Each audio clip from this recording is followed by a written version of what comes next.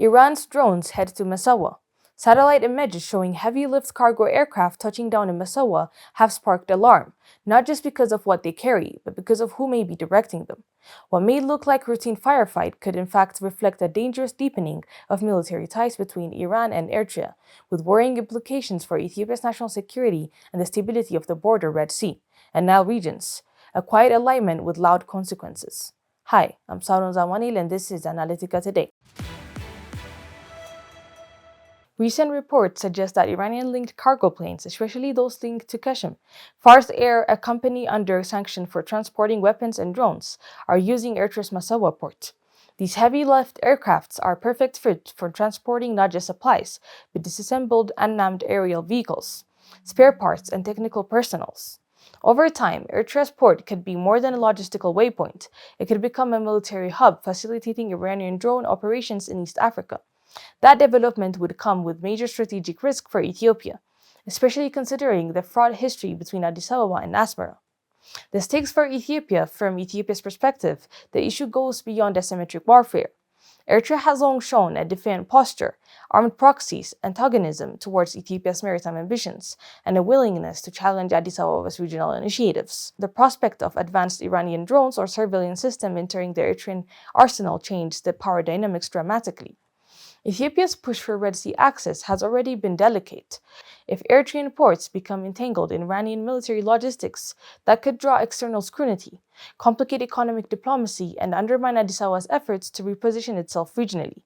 Iran's calculated expansion for Tehran, the Eritrean alignment, is not accidental. It fits in a broader ledger of strategic influence. Iran has long sought to project power beyond the Persian Gulf. Its involvement in Yemen through the Houthis and maneuvering in Sudan reflects a clear Red Sea-oriented strategy.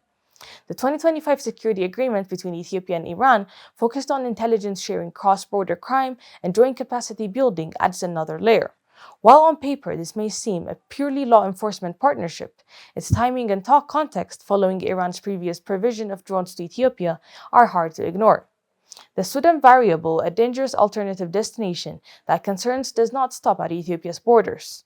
Analysts suggest that these cargo flights to Massawa may not be solely for Eritrea's defense buildup. They could also serve as a corridor to Sudan.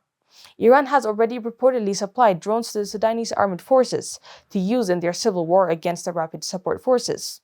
Using Eritrean ports to resupply the SAF would be a logical move for Iran, enabling a steady air bridge into the Horn and extending Tehran's influence deeper into the Nile Valley. For Ethiopia, this raises the risk of a further internalization of its northern border, not just with Eritrea, but not directly linked to conflict in Sudan. Policy imperatives for Addis Ababa. Facing this multidimensional threat, Ethiopia must act on several fronts. First, it needs to build a robust system of satellite monitoring and open-source intelligence to substantiate claims of militarization via Massawa. That data can become the basic for diplomatic pressure.